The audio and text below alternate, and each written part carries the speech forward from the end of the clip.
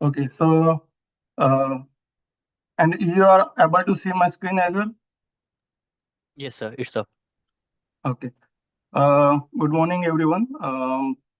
So when I prepared this presentation, it was meant to be for the Dhamma Chakra Pavatadin. I already presented this presentation at the um, Dhamma Chakra Pavatadin celebration in Michigan, but um, the ANA team uh, uh,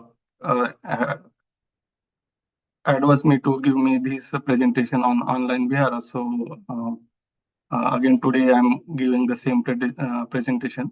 Um, so this topic is really intrigued me and interested. I got interested like 2 3 years back, and started reading on these several books, and then uh, thought to prepare a presentation so that you have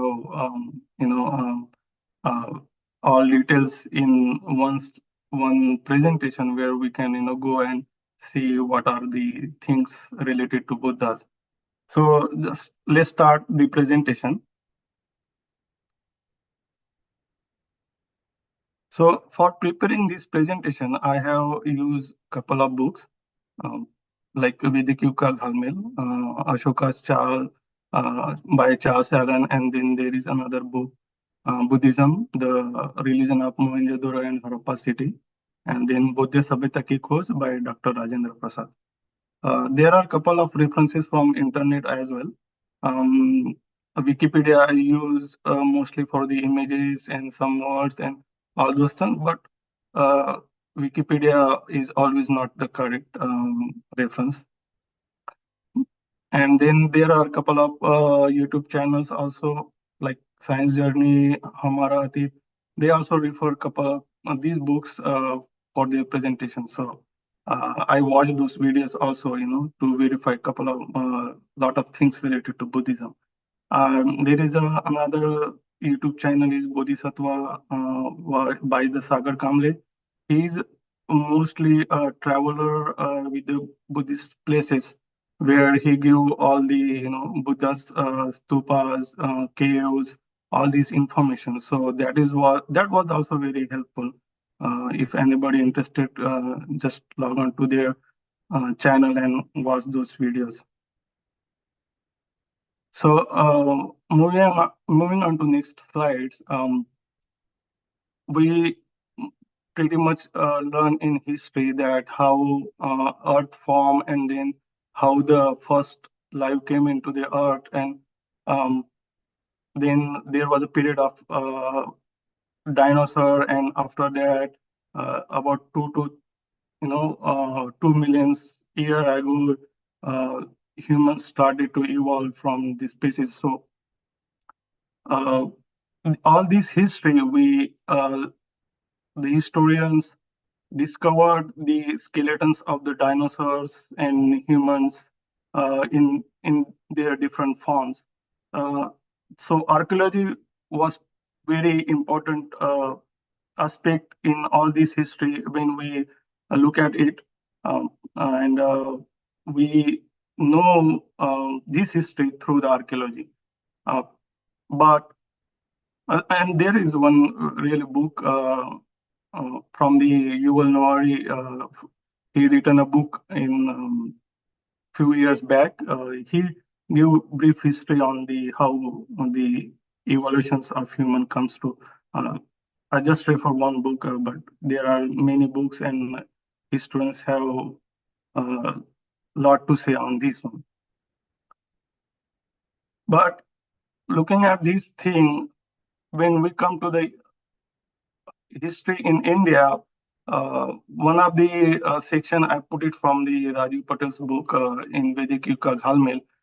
He said that in Indian context there are um, three different kind of histories we know as of now, and like Manyatavadi history, like confessional history, we can say in English, and educational history, what is we are taught in our schools and academic sector, and then there is archaeology history. So he said that all this history, all three history doesn't have, in a sync.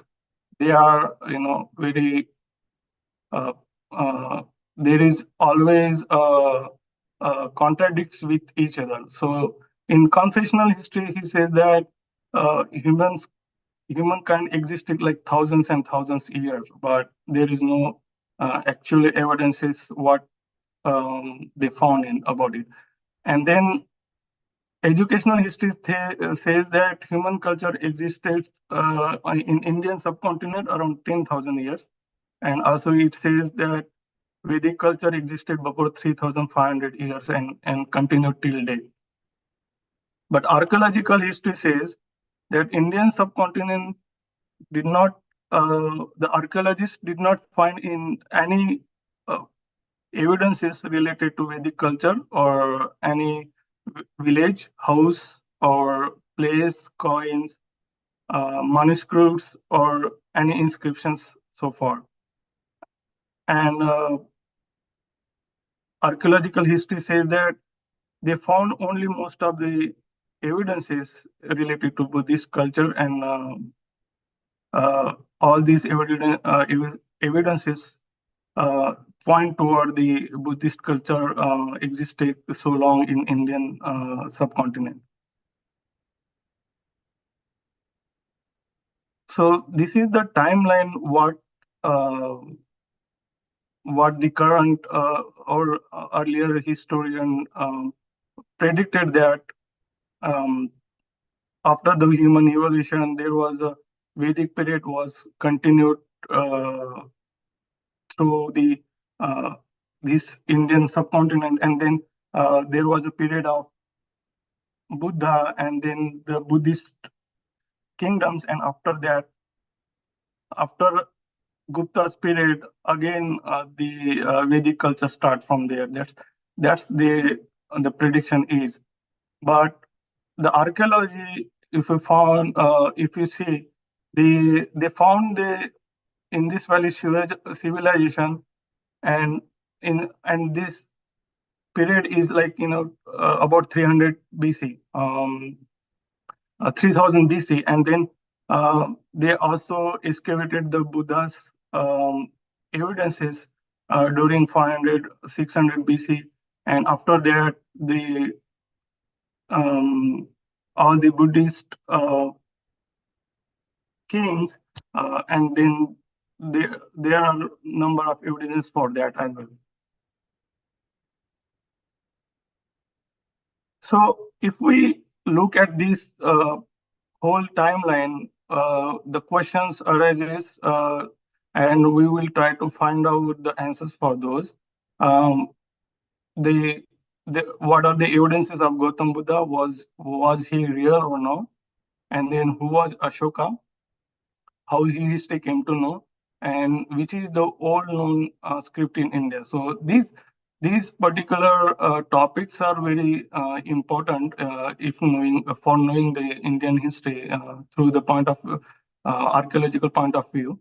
Um, and then again, there are a couple of questions. It's like how the if there are any evidences from the previous Buddhas, or is there any religious beliefs in Indus Valley civilization, um, and how the Buddhist kingdoms after Buddha flourished, how they spread the Buddhist culture in different parts of the world.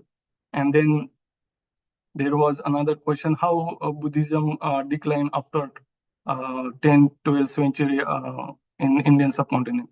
So uh, based taking these questions, I started to prepare this presentation. I'm still learning, and I'm trying to find out as many as evidences to put it on a slide so that I can present it. But uh, looking at the times content, I'm giving only the couple of points like evidences of Gautam Buddha and who was Ashoka, and what is the old language or what is the old script in Indian subcontinent. So let's starting with the evidences of Gautam Buddha. We can move forward. Um, So, according to the Buddhist text, and after the Buddha's Mahaparinirvana, uh, the remains and his remains and relics were there, and the at that time there were many 16 Mahajanpadas kingdoms, and they most of the Buddha's followers were there, and Buddha's teaching spread through all these Mahajanpadas, and they all wanted to have the relics of Buddhas.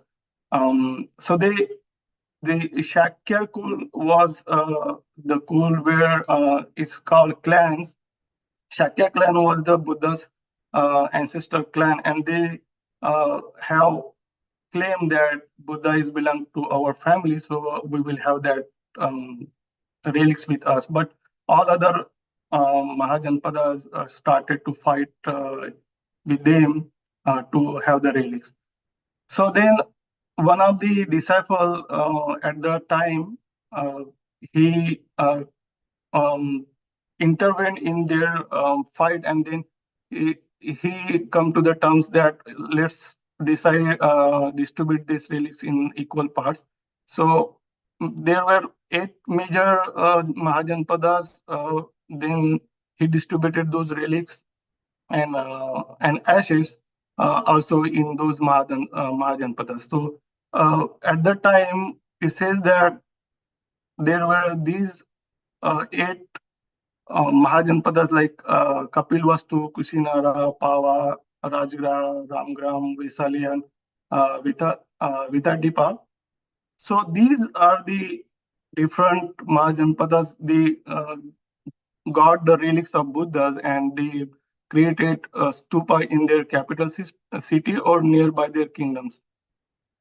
Uh, so as of now, we discovered most of these places like Kapilvastu, Kushinara, Pavan, Rajgra, Ramgram, and Vesali. So we have those archaeological evidences based on those places.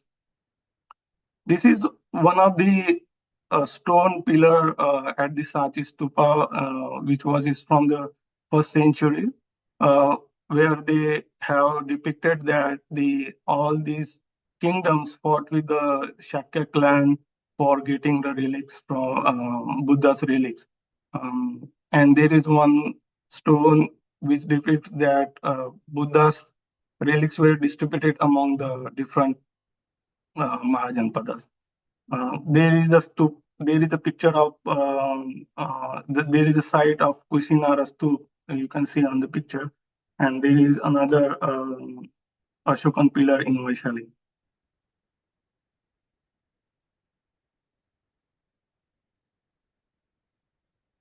So after the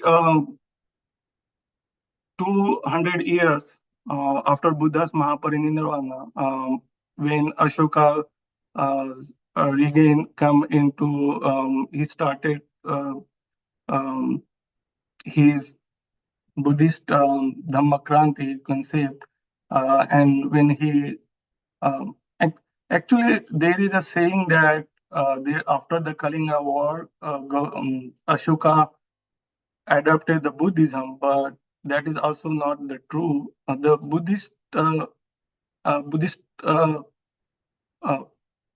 culture and tradition was present at that time, and he Ashoka when saw the Kalinga's war and the all these humans bodies and all this, he turned into himself, and then one of the monk at the time guided through him, and he uh, you know um, started again to revive Buddhism and started moving to his kingdom according to Buddha's teaching. So he created a lot of stupas. First, when he started Buddha's teaching spreading all over the places, what he did is he visited all these kingdoms and and stupas.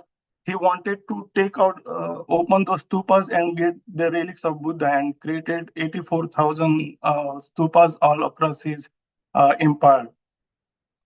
But he could manage to get the seven stupas, original stupas of Buddha's relics, and but the eighth one, which was Kolia clan, they said that this king was the Nagas king, and uh, as Nagas were the ancient protector of Buddhas, uh, they prevented Ashoka to unearth the stupa in their territory. So it says that this Ramagram stupa is still intact and it never been opened.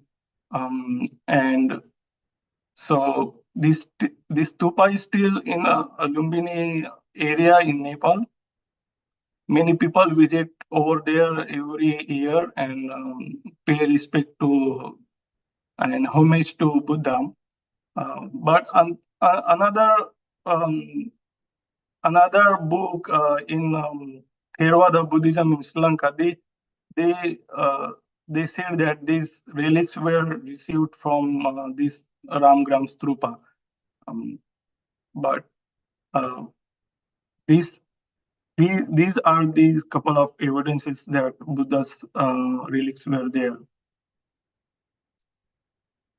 So after the Ashoka's Dhammakranti, and he wanted to spread Buddhism not only Indian subcontinent but all over other places. Um, he created many pillars and caves and stupas.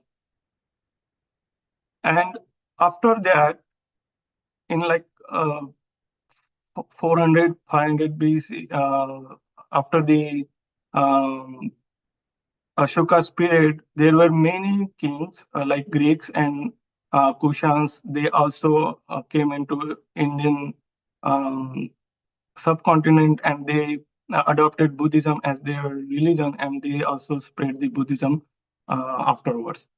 Uh, Around 5 to 600 CE, there was Theravada tradition, and then uh, at first century when uh, Kushan period started, they started the Mahayana Buddhism, and then later on, in 7th to 8th century, the Buddhism started to convert into the Vajrayana Buddhism. So during this period, there were very foreign travelers, pilgrims visited Indian side. They wanted to see Buddha's places, and they also wanted to learn the Buddha's culture. So that was the popularity of Buddhist Dhamma, Buddha Dhamma at the time. There was a Megasthenes who was a Greek historian. He was in Chandragupta Maurya's uh, kingdom. He was um, he was the first who noted down Indian history at the time. Uh, he also gave the references of Buddha's tradition, and all these people who were following the Buddha's teaching. He wrote that in his books, the book called Indica. Now the original copy of Indica is lost, but in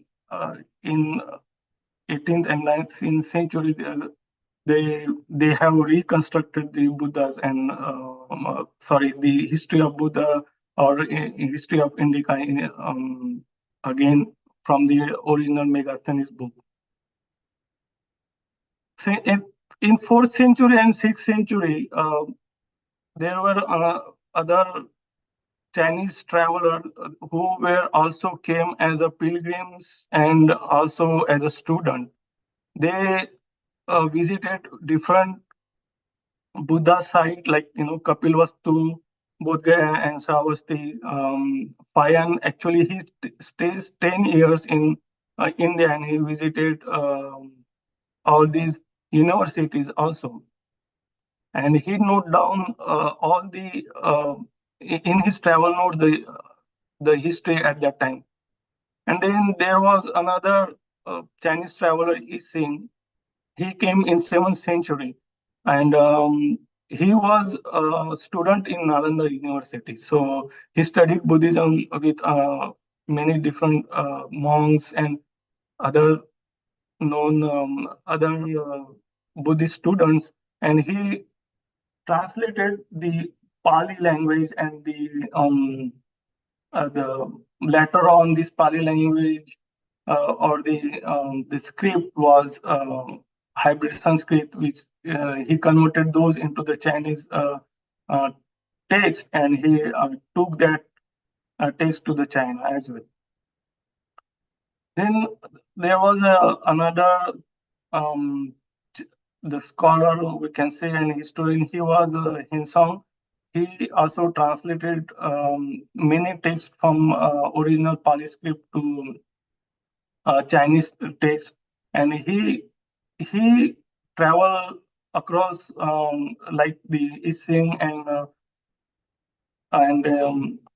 another, like other travelers. He also traveled throughout the Buddhist places.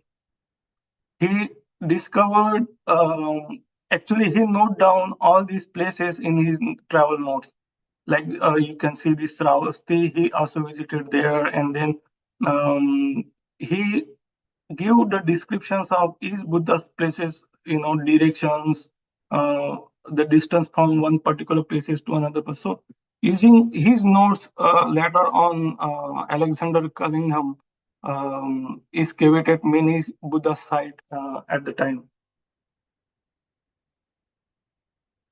So by the time when after Buddha's culture was declining, like 14th century afterwards, during Britishers when came into India, there was no any traces of Buddhist history. And before the Britishers, Mughals came. Also, they at the when Buddha's history were Buddhist culture history were getting destroyed. Um, Mughals, when they came, they also did not find most of these uh, history. They also contributed in you know um, destroying the Buddhist monasteries and the stupas. But in Britishers' time, there were very few evidences available of Buddhist culture.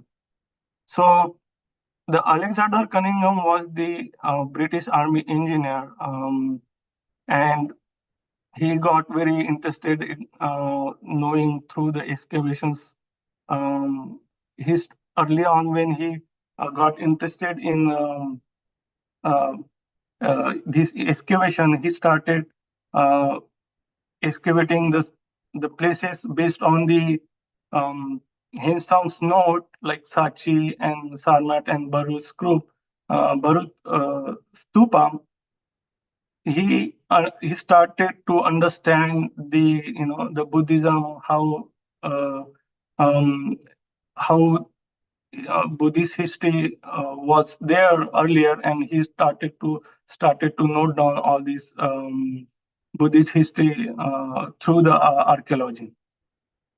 So before Alexander Cunningham, there was uh, nothing like archaeology available at the Indian subcontinent. So he established the technique of documenting and mapping, photography, and conservation of all these evidences through this.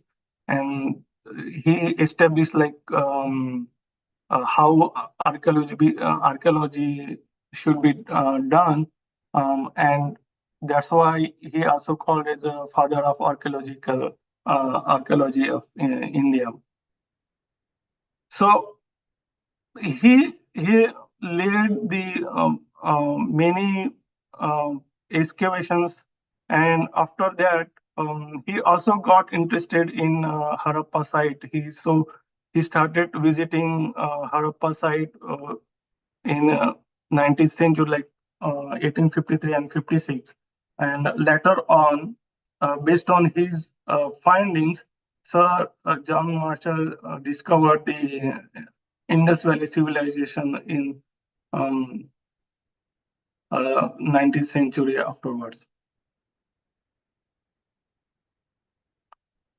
So in 18, so when jo- Alexander Cunningham excavated many sites. The Archaeological Survey of India started, digging the Buddha's places and Ashoka's stupas and pillars. In 1896, in Nepal, they excavated a pillar, and there was a written inscription on that. And by that time, in 1837, James Prinsep, when he deciphered the Dhammas Lipi, people were able to read what is written on the this pillar. So this is one of the pillar where it is written that King Devan Piyadasi has been anointed 21 years. He came himself and worshipped because Buddha Shakyamuni was born here, and he made stone bearing a horse and caused a stone pillar to set up. That blessed one was born here, and he made that village free of half of the tax and paying only the eighth share of the product. So when Ashoka um, started his uh, spreading the Buddha's Dhamma in different places, he every year as a pilgrims he visited Buddha's places, and he has a specific a special team to find the places of Buddhas. And wherever he goes, he erected the pillars and written so that the coming generations would know that this place, particular place belongs to Buddhas. So this is one of the pillar where it says that Buddha was born in this place. So this is the main evidence that Buddha was born in Lumbini in Nepal. At that time, it was not Nepal, but it's an Indian subcontinent. So that's how we know that Buddha was born in Lumbini. Then, b- after after excavation of Buddha's pillar in 1896, in 1897, William Pepe was very. He also the British colonial engineer, and he owned a land, and it was near to that place where Lumbini's pillar was excavated. Um, and then he got interested. There was another Indiologist at the time, Vincent Smith. He was friend of him, and he suggested that there must be a place, Kapilvastu, nearby, and he got interested in knowing that place. So then Pepe lead the excavation, and when they found they dig the site, they found like five small vases, which has bone fragments, old gold ornaments, and various different jewelries. Um, but they didn't know whether this is related to Buddhas or any other person. And then in 1917 came Srivastava again did the excavations, and because this stupa in Pipravaha, which is currently in Siddharth Nagar, Uttar Pradesh, this stupa was has a three different layers. The Pepe, when he started digging, they excavated the first phase, but the latter second uh, and third phase were excavated by the in 1970s by Srivastava. They said that the when Samrat Ashoka visited the place, he took out some of the relics of Buddha and he rebuilt the stupa on the original one. And then during the Kushan period, they also renovated that places again. So there was three layers that they have discovered. When when Pepe excavated, he found five vases. One of the vases was related to Buddha, and there was inscription written as a relics of Buddha, and it confirmed that these relics are actually related to Buddha, and all other uh, relics in different vases. Those are from the Shakyak clans, brothers and sisters and cousins of Buddhas. Those were related to those people. And there is a very good documentary related to this excavation, which is freely available in on YouTube, Bones of the Buddha. This mm, documentary was narrated by the Charles Allen, and it's a very good documentary. They have give the details how this excavation was carried out. And currently, these Buddha's relics are stored in the National Museum in New Delhi. It is freely, anybody can visit National Museum in Delhi and see that Buddha's relics are kept there. So these are the all the evidences I gathered here to know that the Buddha was there, and I hope you understand till now. And if yes, we can go for the next topic.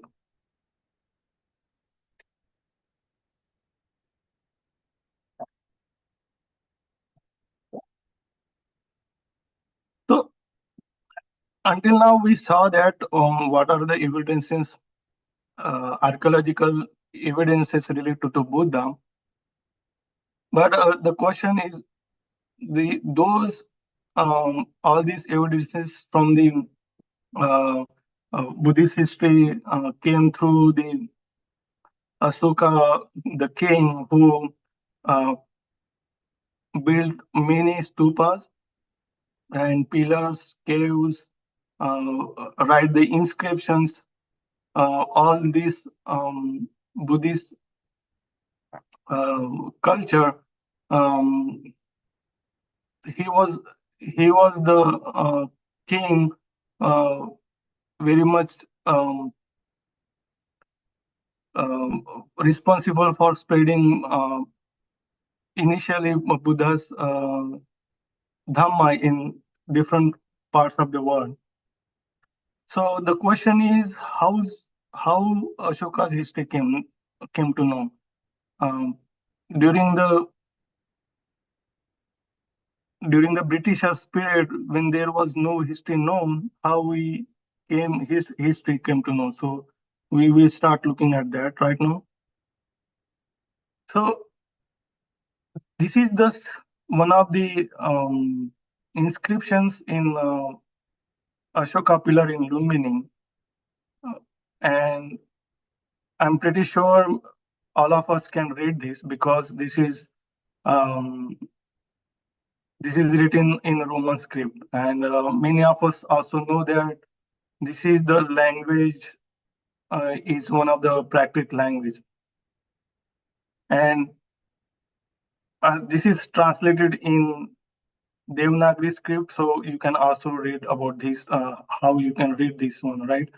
And and we know that this is the Prakrit language, but during this Britishers period or Mughals periods, when they found these pillars and inscriptions, they didn't know. Nobody in India, um, all these kingdoms were not aware what is written in this. Um, what is this language and what is written on these pillars and inscription in different inscriptions, and what is this script is about. So there were many speculations about it. Before knowing this script, many historians write the history, uh, based on the books available at the time, and whatever the um, current existing, what do you call, the Manyatawadi history. Based on that one, they write the history before knowing the script. So so by looking at this, how we know the script, we will also come to know that who is Ashoka, who was the king. So in, in Britishers period, in 18th and 19th century, there was James Prinsep. Um, he was an essay master when he started working as an essay master in silver mint, where the coins of um, were produced, and he was the he was um, studying these coins, and he was got interested in knowing the history of these coins, and when he he has many interests, like the mineralogy and the chemistry and numismatics. He started to study these coins. So first, when he started studying the coins, there was coins like in Indo-Greek coins and the Indian coins also. He could decipher those languages, which was initially as a Kharosthi language, and then when he joined the Asiatic Society Journal, where he started to publish his findings, many people started to send him the coins to decipher the language. And then also Cunningham, Alexander Cunningham also sent him some inscriptions you know, to read about it.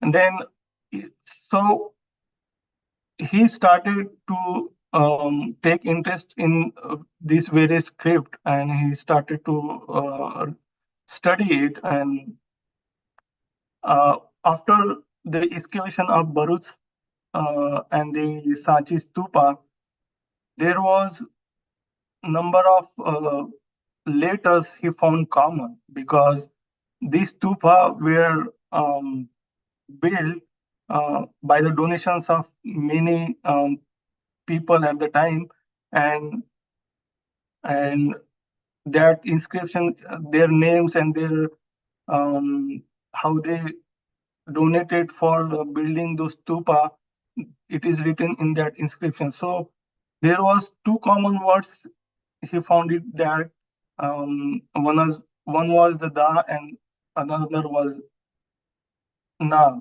So dana, and then a dot is denoted as num. So Dhanam, these two words he actually deciphered first, and once he deciphered these two words, after that he was easily deciphered all other letters in of the script. So, and another thing is when Ashoka at his time when he um, write those inscriptions, he not only write in the Bami script was which is also a Dhamma script. Um, he also used different scripts like Greek and Aramaic and Kharosthi script.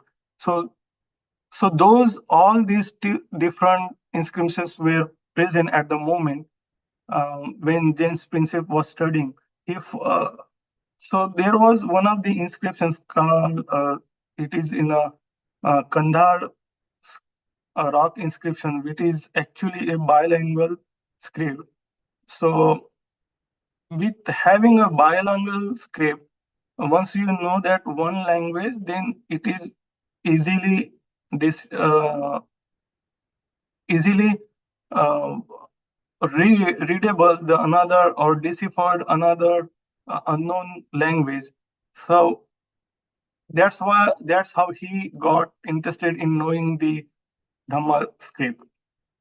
So this is one of the picture of bilingual script which is found in Kandar.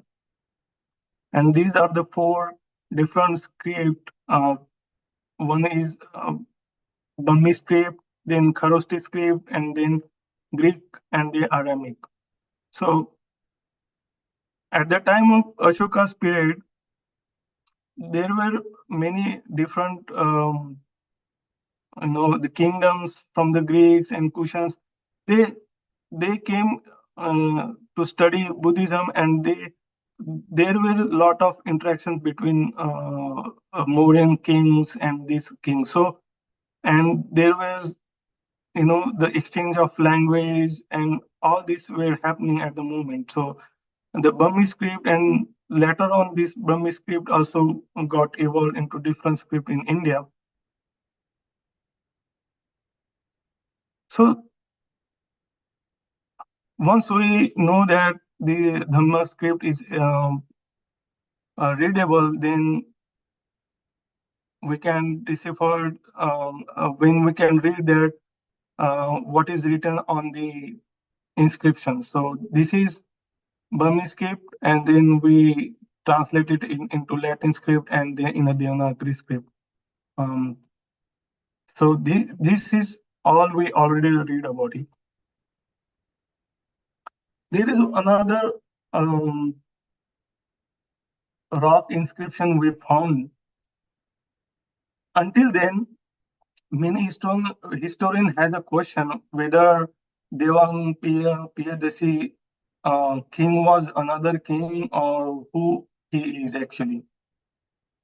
So once they found out this Maski stone lab, and there were other references also. There were books in Sri Lanka. They found out that they there was a mention that um, Devan Piyadisi is King Asuka, and one of these rock inscriptions also give the solid evidence that Devan Piyadisi is none other than the Asuka King Asuka.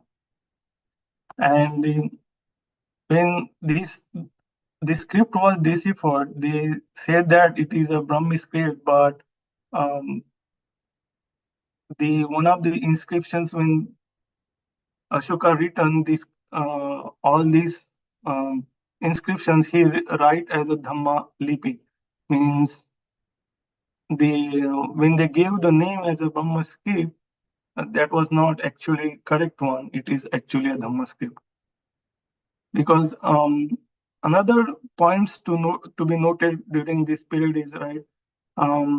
around Ashoka's kingdom, the Pali Prakrit was dominantly used since Buddha's period, and then Dhamma script also um, was pretty much established, and people were able to read that. So that's why he wrote this all his Dhamma messages, so that people can read it, and he can rule according to the Buddha's sasana, like Buddha's teaching. So,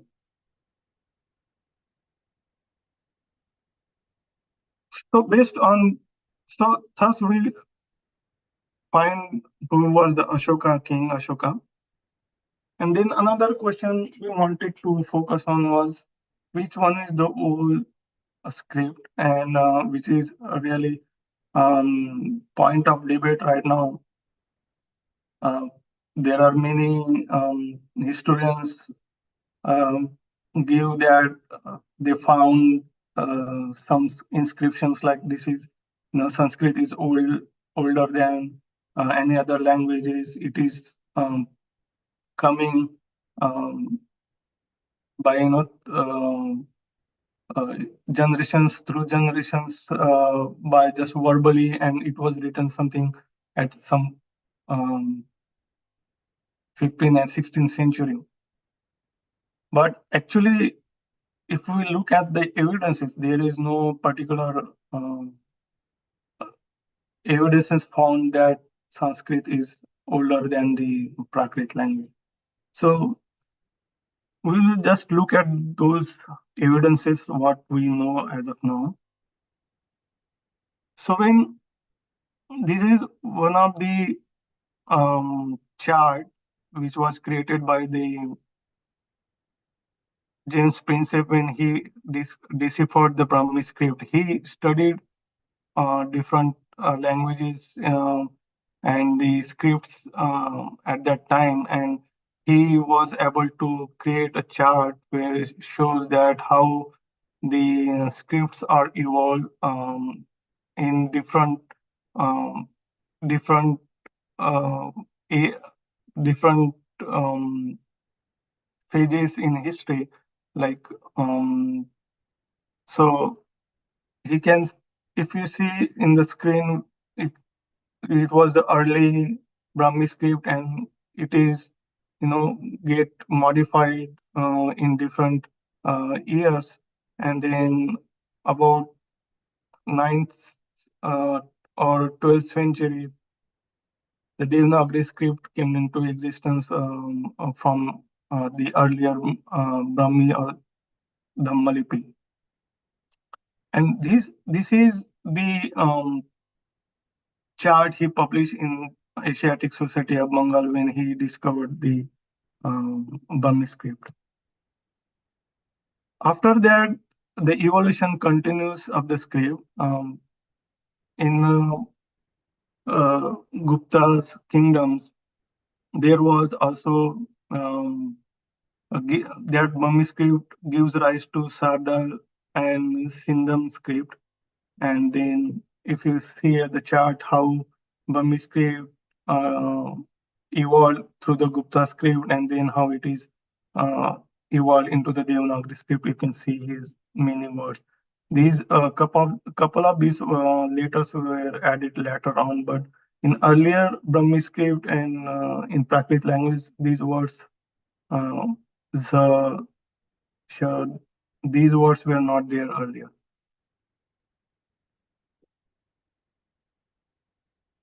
So, and then these, if you see this screen, all these evolution of the script happened in India.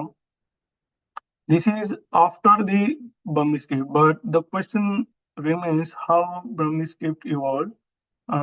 If we have to go back to few centuries back, we found the evidences in Indus Valley civilization.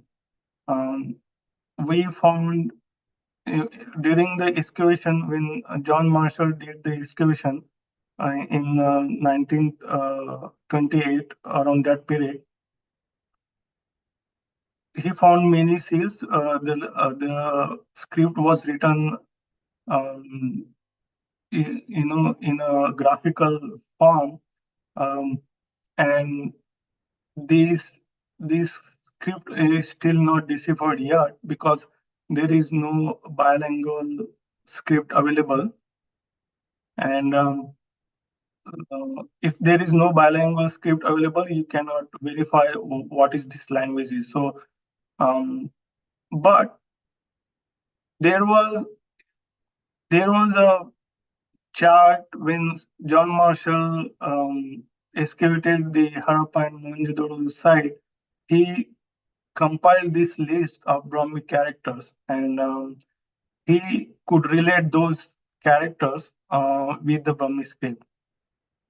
Also, the Alexander Cunningham, he also proposed the hypothesis that this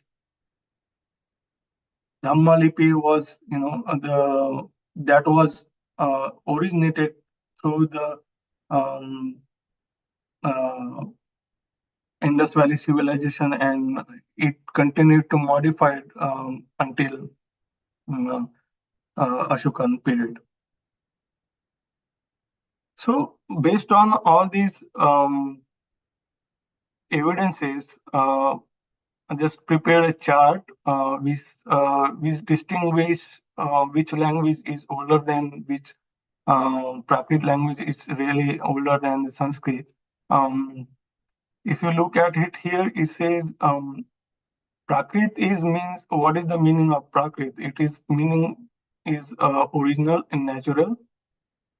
So this language, Prakrit language, there were many languages at the time. The Kharosthi, these are the kind of Pali.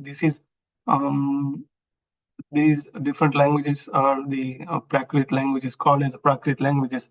So Prakrit means it is originated from the nature, and people started speaking on that one, and it does not have particular grammar in that languages. But the meaning of Sanskrit is itself, it is refined and modified um, after that, and we saw that the Prakrit language has a script, which is a Dhamma script, and Ashoka used that script to write his inscriptions in different pillars and caves. But if you see that Sanskrit had no any native script, it is adopted Devanagari as his script, and but again the Devanagari script is evolved through you know the Brahmi script. And then Prakrit language, we found the inscriptions dated back like 3rd century BC, which is of Ashoka's period. But Sanskrit, as it is evolved through the Prakrit language, um, uh, around 19th and 10th century by the influence of Indo and Greeks and Kushan's kingdom, because these are the foreigner travelers and the kings. They have their own language, and when they um, started learning the Prakrit language, they mixed their language um, with their original language with the Prakrit language, and then it started to turn into the different scripts like Brahmi script, and then after Brahmi script, it started turning into the subsequent years. It turned into the Devanagari script. And one thing is here to note is that the sound of the word like ru, ch, nya, or ksha, this is not present in the Pali language, and And in Sanskrit language, these letters and using these letters, there are many words in the Sanskrit language being used, but these these letters were not originally present in Burmese script or in the Pali languages. So another point is Prakrit language can be written in Dhamma script, Dhamma Lipi, or in the Devanagari script, but Sanskrit language is very hard to write in a Devanagari script. And Prakrit and Kharosthi languages written inscriptions are stone pillars, rocks, and caves. But classical Sanskrit, as we know as of now, um, it is oldest manuscript we found in 19th century, and then it is found it on paper.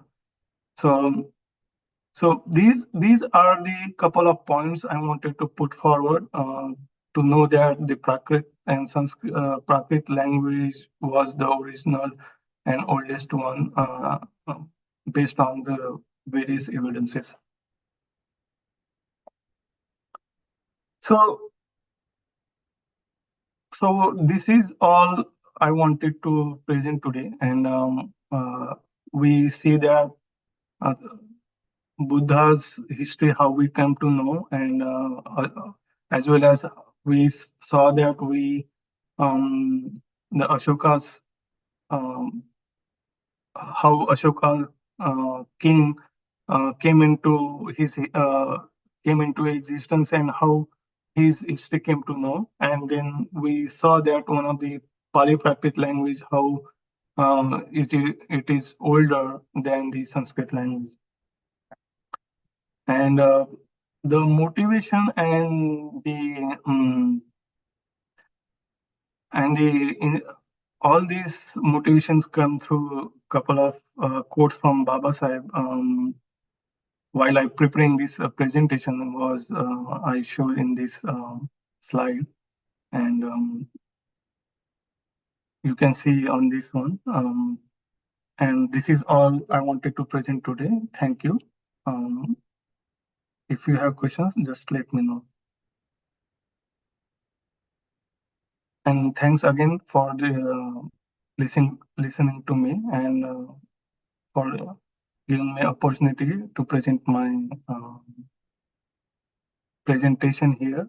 I hope you learned something about it. Thank you. Thank you, sir. Thank you very much for the informative session. The presentation was really interesting and intriguing. Now the floor is open for the questions. So if anyone has any questions, please do ask upfront or type in the chat box.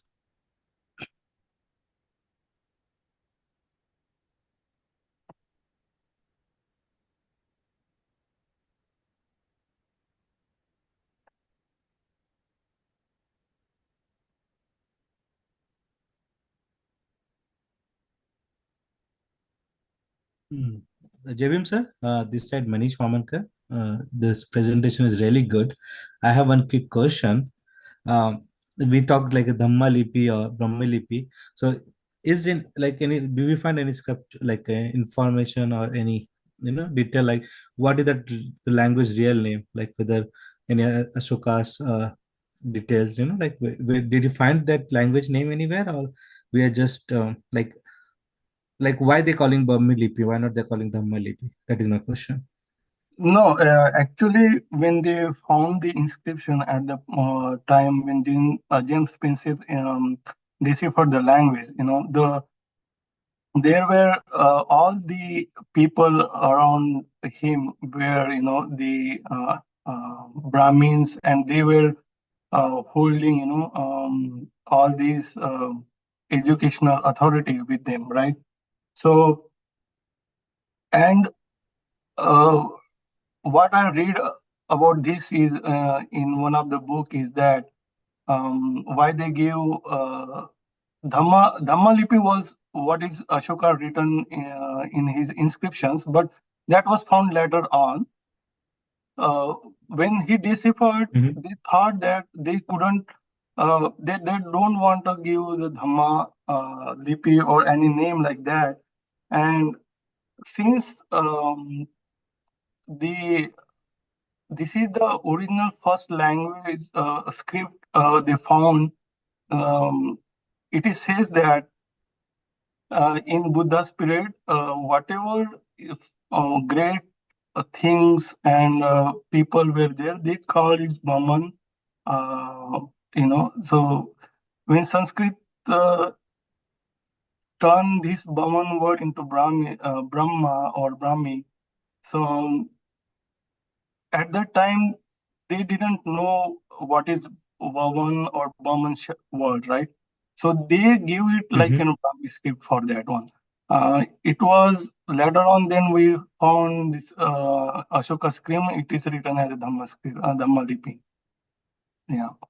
Okay, got it. So initially, initially when they found, they were confused and they started Yeah. Brahma Lipi first, and then over the period of time they found Dhamma Lipi detail maybe on future, other Yeah, scriptures. yeah. That's what you meant Other to say, right? yeah, later on they found it, but initially they give Okay. the yeah, because this is the first script they found it out, and then they wanted to give the name as this is the best Mhm. one to give as a Burmese script.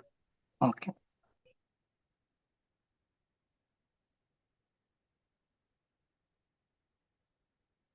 Got it. Thank you, sir. Yeah. Rakesh sir, we have another question in the chat box. Sanjay sir is asking, please explain difference between language and canon in the context of Kharosti, Dhamma, Prakrit, and Brahmi.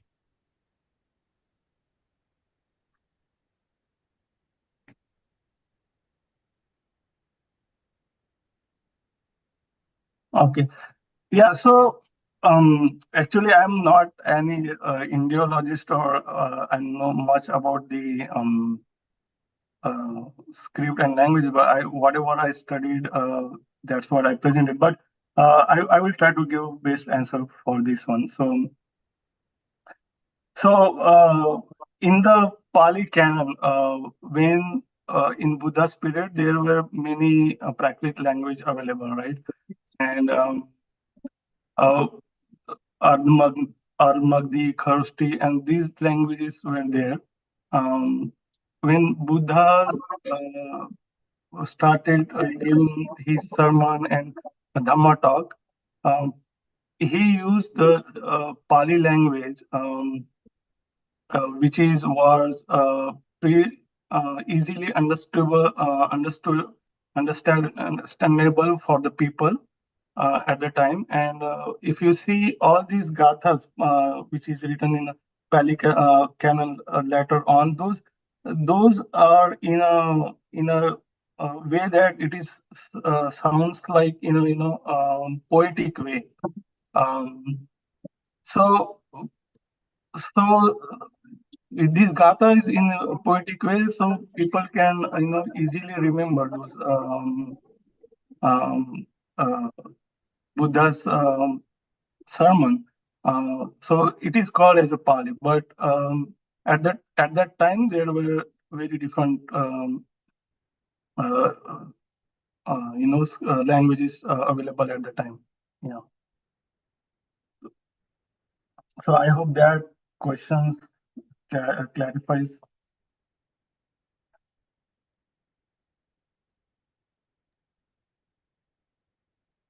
Yes, sir.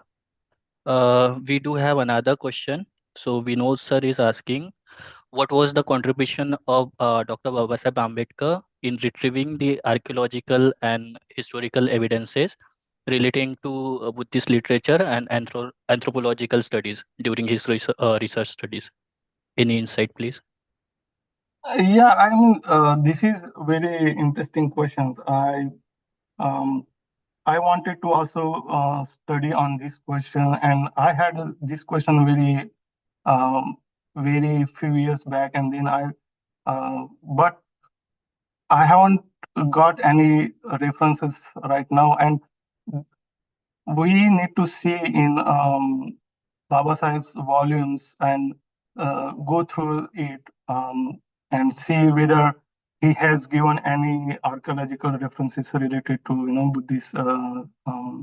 um, Buddhist history. So yeah, I'm still studying on that one.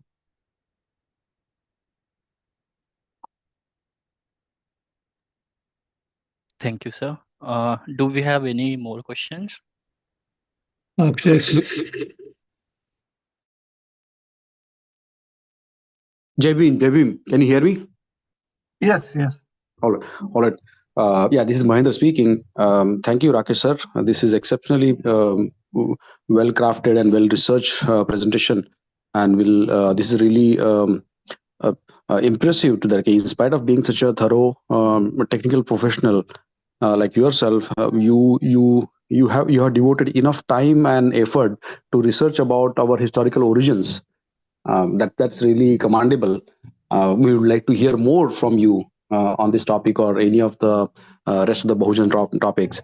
Um, I was kind of wondering that okay, uh, we know for out of your presentation and probably other ways as well that we know that okay, there has never been any kind of Vedic period. It has always been, let that be from Indus Valley civilization or the Buddhist history and culture in Indian subcontinent. But in spite of that, in today, when it comes to academic, let that be UPSC, MPSC, or any kind of academic examination, it seems like unintentionally or intentionally, it's been taught that okay, there has been a period called Vedic period, which cannot be really backed by archaeological evidences, or it cannot doesn't have any kind of standing in international forum or world. But in spite of that, it has been promoted and instated into mindset of people that okay, there has been a period like Vedic period. So are there any efforts happening to revoke that or kind of challenge that officially, so that okay, academically it can become really true, and it will become a general understanding of masses that okay, no, uh, Buddhist culture is the only culture what India ever had. Yeah, so currently, actually, if you see, since 2014 onwards, um, and when we see archaeology, they found all these evidences related to Buddhist culture. But the after the 2014, and again, there were many students coming forward. They tried to establish Sanskrit language and other fake kind of inscriptions, putting forward that this is kind of older than the Prakrit language or any other inscriptions of Buddhas or Ashoka script. So, and it is very, like you pointed out, we know all these evidences shows that our history is very back, um, um, goes back to the Indus Valley civilization. But the Bahujan people, they have been deprived of educational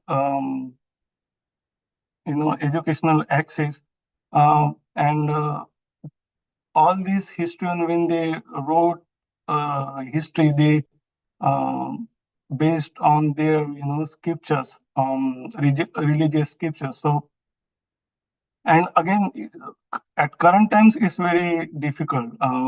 Even if you study Buddhism and uh, try to put research in through the PhD and all these things, it might not get approved in Indian academic sphere. It is very challenging for us because we haven't focused on this thing when we adopted or we take a Buddha Dhamma Diksha.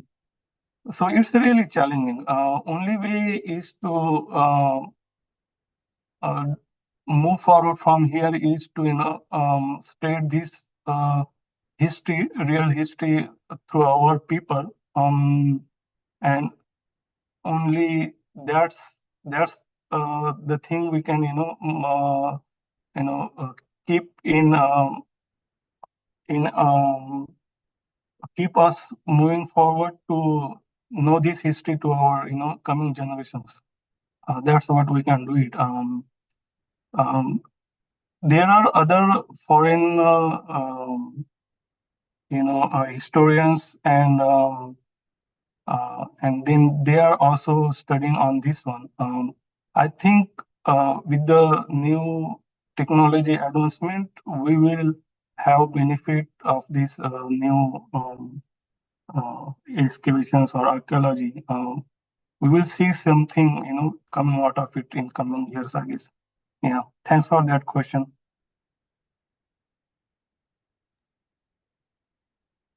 Can I just add to that, unless someone else has got any other question? Yes, sure. Yeah. Good. Yeah, just want to add to that as our speaker mentioned, that it is very difficult because most of the systems are kind of biased back in India. It's very difficult for us to kind of put forth the truth. Main media is pretty much kind of bought over by those ideologies which are promoting the fictional history and mythology, as well as the political will is also along that. And institutions like NCRT and all are kind of biased, and kind of just portraying the fictional kind of image and periods for India as well. So looks like that at this point in time, making our masses aware about the reality by using the social media seems to be the viable option in today's time. And particularly, I'd like to call out the work done by some historians like. There are various channels like Rational World, Science Journey, and then National Dastak, and Rajendra Prasad Singh, historian. I think we all should follow them and kind of kind of listen to their videos and broadcasts, so as to kind of learn more about the true history and make them support them and popularize them among masses, so that okay, we will know that what is our true history and what is our ancestry truly. Yeah. I agree with that, because when I also started learning on this thing, I had when I was a child, uh, our parents were we had a Buddhist culture in our home, and our families, extended families, but um, around us were many. I have many friends, and when we discuss about many things, in a child, uh,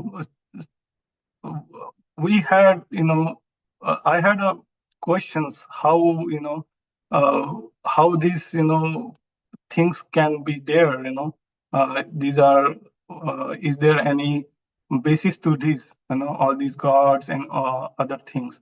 I never understood how this could be possible, and when at the time of when there was a brief or extended period of Buddha's culture, um, how it is transfer got decline, and how where these many imaginary things come forward. These is the questions was there, and I never got particular answer. But recently, I mean, like couple of 3-4 years, when I started reading and listening um, different known historians and read the books, then all the picture got clear how it was. It's really interesting. Even if we are not historical background, or where we never studied history in academics, still we can learn and take interest in this history and come forward and share the knowledge among our people. I guess that will be good.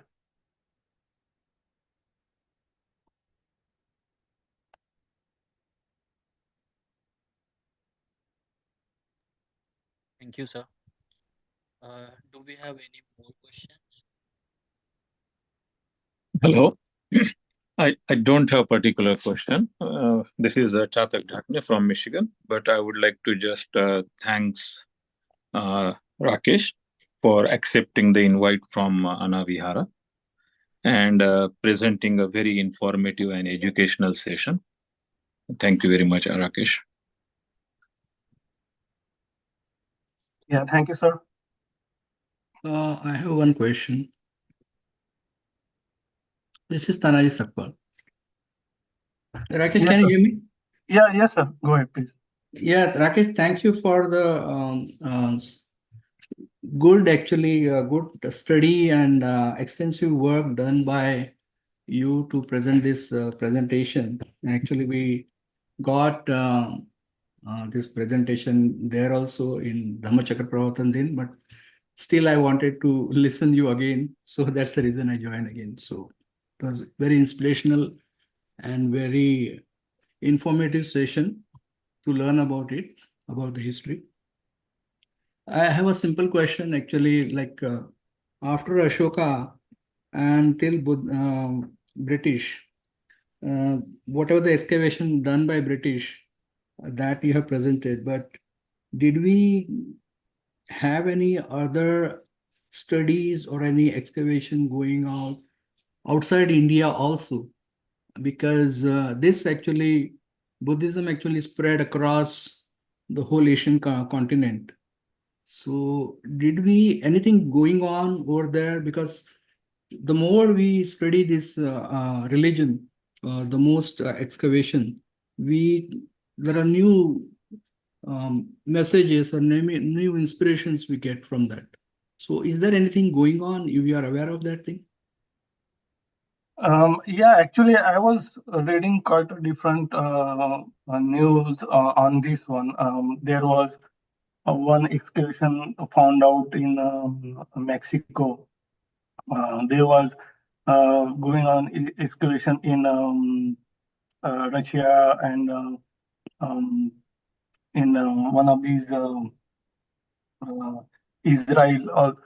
All these there was couple of excavation happened recent years, and they found um, you know not particularly the inscriptions, but the Buddha statue or um, different artifacts which related to the Buddhist culture. Yeah. So yeah, there are many evidences. So we have to just keep eye on it and read about it. Yes. I think that will be our next topic. Yeah. Yeah. I think I in my index I have mentioned a couple of points. I think uh, I give the presentation on the Buddha's history, Ashoka, and the script. There are four or 7 points. Those are the next topic I will be preparing for the next presentation, and then we'll see how. I'm interested to know how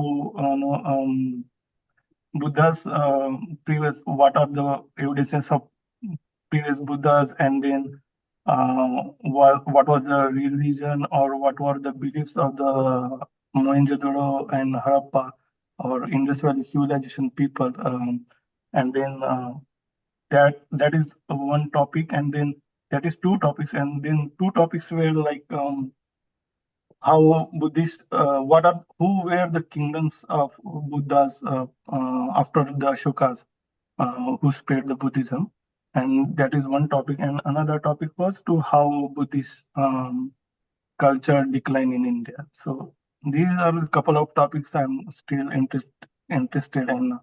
Try to put it in on a slide so that I can present. Yeah, thank you. That will be great. Thank you so much. Sir, Manish Vamankar is asking if you are running any YouTube channel or writing any books about your findings. No, actually, I'm not running any YouTube channel or books.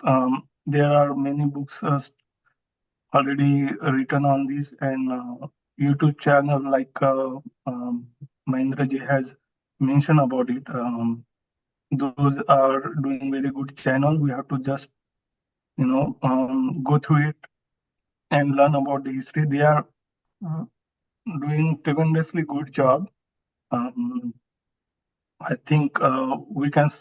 I'm still learning from them actually. So I have no intention to running any YouTube channel or writing any book as of now. Yeah. Thank you. Thank you so much, sir. Jagdish Bankar sir want to announce something. So over to you, sir. Yeah, thank you, Akshay and Anna, for giving us an opportunity to announce about our Dhammachakra Pavatana then celebration program in Texas. So just I will take a couple of minutes to announce that.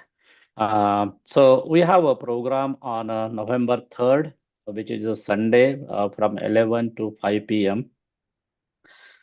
This is basically the Abad is celebrating Dhammachakra Pavatana then since 2012, and this is our 12th year to celebrate. Normally, we used to do on Dallas, but now we have the large audience, the large members in Austin. So we decided to have this program in Austin. So just I wanted to announce that this program will be held down again the November 3rd from 11 a.m. to 5 p.m.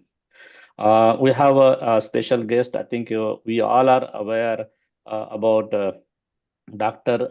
Santosh Raut. He is very well known as a Dhamma Maitra Veer Nagarjuna, and particularly in the East Coast as well as the Middle West, he is very popular, and he is true spreading the Buddha's teaching, as well as now currently he is a post doctorate fellow in Harvard University. So he will be our chief guest.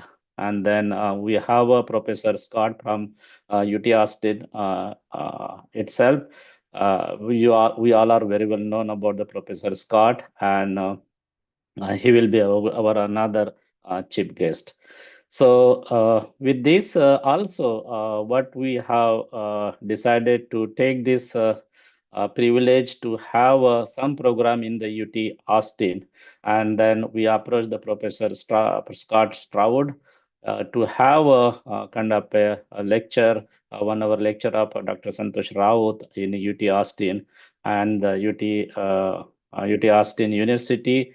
They're very kind enough to accept our invitation, and there will be another kind of about a 2 hours program, 1 hour lecture by the Dr.